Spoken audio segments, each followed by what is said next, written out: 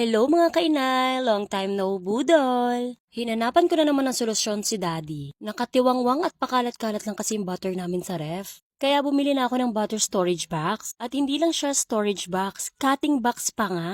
At mas lalo nating pagagaanin ang trabaho ng Daddy. I-slice mo na lang kasi siya sa loob. At kung makikita nyo, may mga liner na siya sa gilid-gilid. Ito yung maliit na cutting size nila at ito naman yung malaki. At masubukan na nga.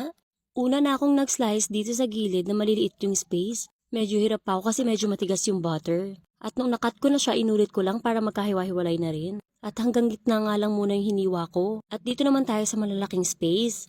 Kaya parang Knorr cubes na yung dating niya. Kaya kung gagamit kami ng butter, ready to pick na. O diba, hiniwa ko na nga lahat para wala na talagang gagawin si Daddy kundi kukuha na lang. Kaya no butter pakalat-kalat sa ref na. Isa na namang tatay ang napagaan ng trabaho. Kaya alam nyo na mga kainay, huwag nang mahihiyang mag-check